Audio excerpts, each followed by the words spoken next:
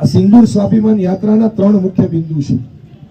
આપણા 26 સ્વજનો જે આપણે ગુમાવ્યા એની યાદમાં એમની આત્માને શાંતિ, સદગતિ, મોક્ષ મળે, એમના પરિવારો સુધી સંદેશો જાય કે ગુજરાતના દરેક ગામનો દરેક વ્યક્તિ તમારી પીડાનો સહભાગી છે.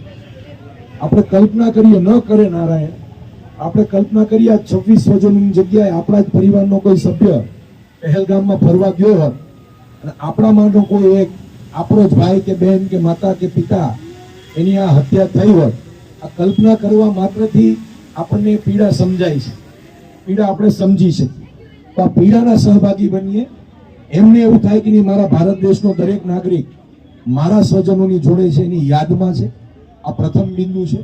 બીજું બિંદુ સ્વતંત્ર સેનાનીઓની યાદમાં. સુખદેવ, રાજ્યગુરુ, ભગતસિંહ, આઝાદ, તાત્યા તોપે, મંગલ પાંડે, ઝાંસી કી રાણી, અશફાકુલ્લા ખાન, આવા અસંખ્ય વીર સેનાનીઓ, આપણા ક્રાંતિકારીઓએ તમે અને હું આઝાદીની હવા લઈ શકીએ. હજી મૂછો નથી ફૂટી, 21, 22, 23 વર્ષની ઉંમરે ફાંસીના માચડે ચડવા તૈયાર, ફાંસીના માચડે ચડી ગયા. તો એમની યાદમાં પણ આ સિંદૂર સ્વાભિમાન યાત્રા છે. આ સિંદૂર સ્વાભિમાન યાત્રા આપણા સૈનિકોનું માન વધે, એમનું સન્માન વધે, ગામે ગામે એમનું સન્માન થાય, એમનું મનોબળ વધે.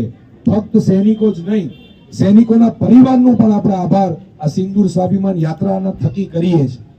જે પરિવાર પોતાના દીકરા દીકરીને કહે કે આજથી તું છૂટો, અમારી જવાબદારીમાંથી તમે છૂટા, તમારી જવાબદારી હવે ભારત માતાની રક્ષા કરવાની છે, તેવા માતા પિતાને પણ ધન્યવાદ આપવા પડે કે જે દીકરા અને દીકરીને આપણી રક્ષા કરવાના કાજે બોર્ડર ઉપર એમના જીવના જોખમે મોકલે છે. સિંદૂર સ્વાભિમાન યાત્રાનો બીજો બિંદુ સેનાના પરિવારોનું, શહીદ સૈનિક પરિવાર, રિટાયર્ડ આર્મી મેન, હાલમાં ફરજ બજાવતા સૈનિકોનું સન્માન વધે, એ ભાવ એમના પ્રત્યે વધે, એના માટેની આ સિંદૂર સ્વાભિમાન યાત્રા છે.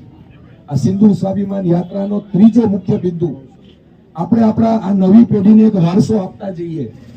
આ બધું કરીને નવા બાળકો, આપણે નવી પેઢી આપણાથી એક વારસો લઈને જાય.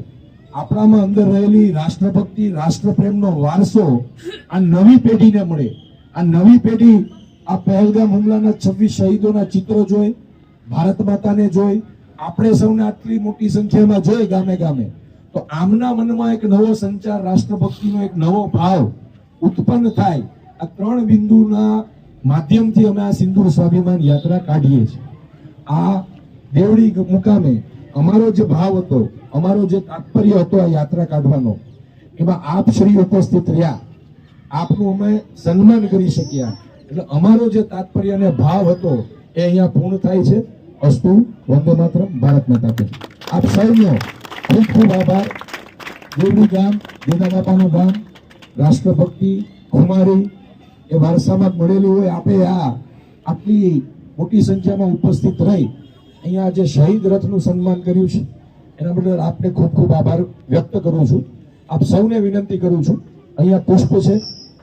આપણા ગામનો કોઈ પણ વડીલ, કોઈ પણ માતા કે બહેન કે દીકરો કે યુવાન બાકી ન રહી જાય, પોતાના હાથમાં પુષ્પ હોય અને આપણે અહીંયા પુષ્પ વર્ષા